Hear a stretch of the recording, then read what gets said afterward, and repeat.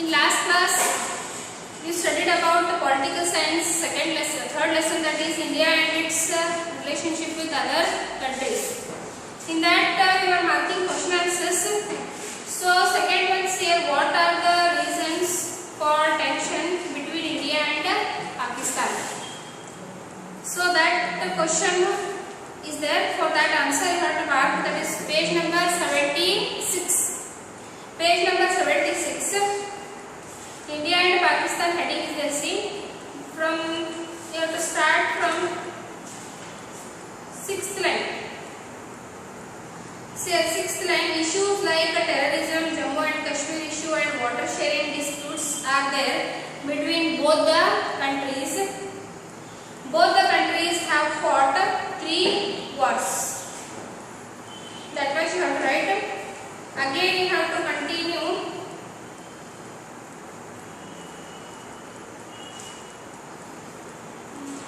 Again, you have to continue from last, that same para from last third line.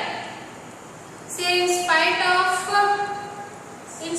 of these bilateral talks is there. No, you have to write, in spite of many bilateral talks, attacks on Indian Parliament House in 2001, Mumbai attack in 2007 and Pathankot attack in 2016 have continued affecting the quality of the bilateral relationships. That much you have to write. So many times for 2 marks they have asked the question. See here, mention the bilateral ties between both the countries or mention the agreements between both the countries. So see here, Tashkent Agreement, Shimla Agreement, Lahore Bus Yatra and Agra Conference have been entered. So these were the agreements between India and Pakistan that you have read. They ask about the agreements. Again, one more question, many times it has been repeated in exams. That is, what are the similarities between India and Pakistan? So see, after independence, that Pakistan, it was divided from India and it became an independent country. Before it was with India, so both the countries share common history. So see here, similarities you have to write, page number 76, second para, second line. There are few similarities between the two countries. Both share common cultural and economic ties and the mutual exchanges in both the fields have continued. The mutual trade relationships have continued ever since independence. Similarly, both have responded to each other's need during emergency and natural calamities. So much you have to write. They ask about the similarities. So whatever extra questions I am telling you, extra points I am telling you, you have to write that all in your homework book. Next one, third. The relationship between India and China is recently spoiled. What are the reasons for this? So see at page number 75. Page number 75 from below 5th line. A war broke between India and China in 1962 due to escalations of Tibet crisis. After the war, border disputes arose and these disputes still remain unresolved. The insistence of China that Arunachal Pradesh belongs to it is one of the main bone of contentions between the two countries. So much you have to write. Next, fourth one. India and USA are the two democratic countries. Explain the mutual cooperation that exists between both the countries. So see here, India and USA are democratic countries. Page number 77, India and USA. You have to write point wise. 8 to 9 points you have to write. See here, India and USA, that para, fourth line. During the bipolar world of Cold War era, India has maintained equal distance between Russia and USA with non-alignment policy. That will become one point. Next point is USA has supported a lot to India's 5-year plans. That is second point. third one is USA has extended its support during Indo-China War of 1965. Next, another point is after 3 lines. Now whatever you wrote up to 1965, after 3 lines here, after 3 lines in 4th line, both India and USA have shared interest in controlling terrorism.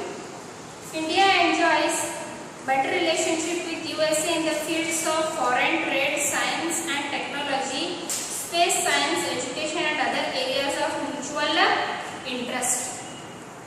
Next, another point is both the countries share mutual responsibility strengthening UNO and maintenance of global peace. So much you have to write. Next, last one question. Explain the relationship between India and Russia. So again take that heading, that is India and Russia. In that you have to make a point wise answer and write. Second line. See, even though India followed non-aligned policy, it had good relationship with Russia in the field of economics, politics and other areas. That is one point. Another point is USSR had opposed China's invasion of India in 1962. Next, third point is during the Goa liberation in 1961, USSR had supported India at UNO. Next, another point is USSR had supported the Tashkent Agreement between India and Pakistan in 1966. Next point is in 1971, India and USSR signed an agreement of 20 years for peace and cooperation. Next, another point is USSR had supported for the establishment of Bhilai and Bokora steel plants. Next point, India has taken major support from Russia to improve its industries and technology. Next point is Russia has extended its support to India's quest for permanent seat in the UN Security Council. So this all you have to write point wise. So these all questions are very important. So next, today we shall study sociology's first lesson, that is social stratification. As I written here, see, sociology's first lesson, first chapter, that is social stratification. In sociology, what are you studying? Whatever is there in the society, that all you will study in sociology. So in your earlier classes also you have studied about sociology. So in today's chapter, that is social stratification. So what is social stratification? Social means society. Stratification means differentiation or classification. Understood? Classification in the society means, see here we educated people, we only classify the society on the basis of, it might be gender, caste, religion, community or economic inequality also exists in our society. So whatever it might be, either it might be based on caste, gender, religion, community, region or economic inequality, where we divide ourselves, where we differentiate ourselves, that is only known as stratification. That is only known as classification. So here social stratification means whatever differentiation, whatever classification is there in the society, that only you will study here. So see here in that, first one is social inequality. So we can see in the society there is a lot of inequality in the society. We can see, you also know that all. So see, if you go anywhere with your parents, you can see in the society there are many rich people, there are many poor people also. So that is also kind of economic inequality. So in the first chapter of political science, we studied problems of India and its solutions and their solutions. In that we studied about discrimination. So in discrimination, you know already, gender discrimination, religion discrimination or caste discrimination and region discrimination. So here see, that is also kind of inequality which exists in the society. So see, a gender inequality is there. Understood? We differentiate between male and female regarding anything it might be, regarding education, regarding economic independence, regarding the household works, regarding taking any decisions and all. So that is also kind of inequality which exists in our society. So here see, they have mentioned about social inequality. The fact that people are stratified according to various qualities, gender, caste, profession, class and race is the proof of social inequality.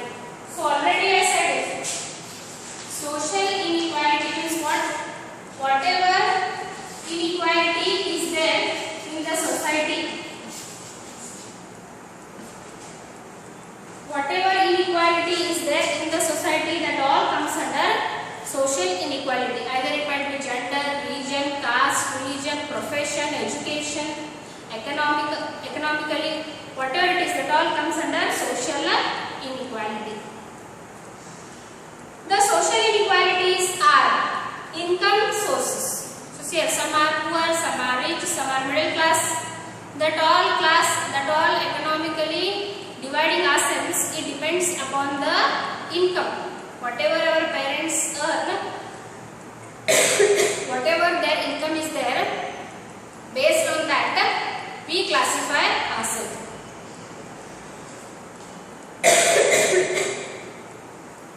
Next is education and professional opportunities.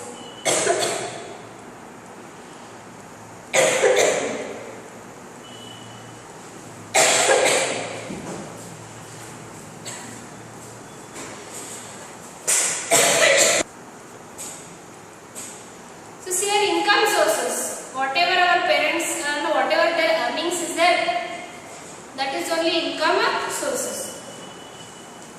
Next, education and professional opportunities. So whatever education we get or how much we are educated, that. And next, professional opportunities. What all work we do and for that how much money we earn, that is only professional opportunities.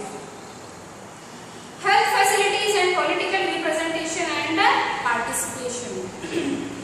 So here, health facilities. If a rich person is there, he gets more health facilities. He can go to a high-tech hospital, he can do his treatment there. But if a poor person is there, then what will happen? He can't afford for it.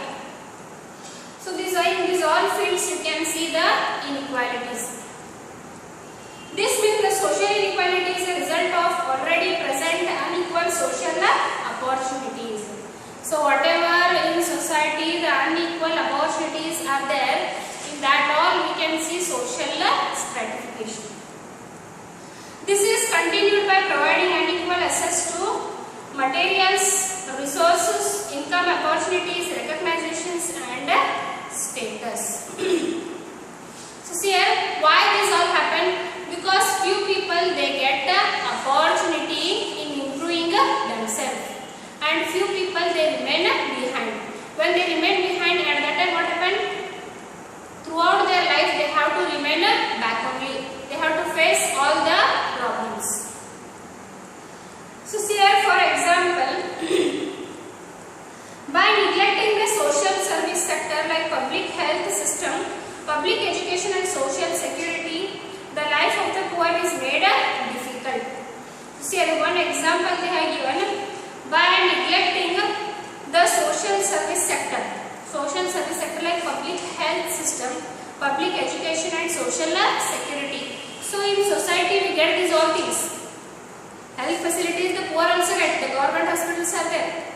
Next, the social security. Social security means a person should get everything: education, food, clothing, shelter, clean water, understood, unpolluted air. Where all he gets these all facilities, that is called as social security. So when a person neglects this, at that time what will happen? The rich he can live anyhow, but the life of the poor it becomes more difficult. This allows the assimilation of wealth in the hands of very few.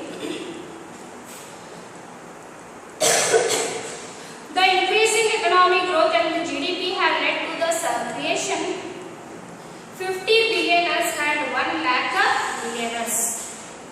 But the neglect of the food and social security of caste, income and sex-based discrimination makes one to understand the inequality present in the society. Understood? So here what happens? The assimilation of the wealth. That is, assimilation means taking whatever opportunities they get and whatever money they earn, that goes only to very few people. All the people, they will not be successful in their life. They won't get all the facilities. They can't earn more money. So here, either it might be inequality. First of all, the inequalities in the societies, those should be removed. Understood? So this much is about social inequality. So next is education and inequality. We shall study that in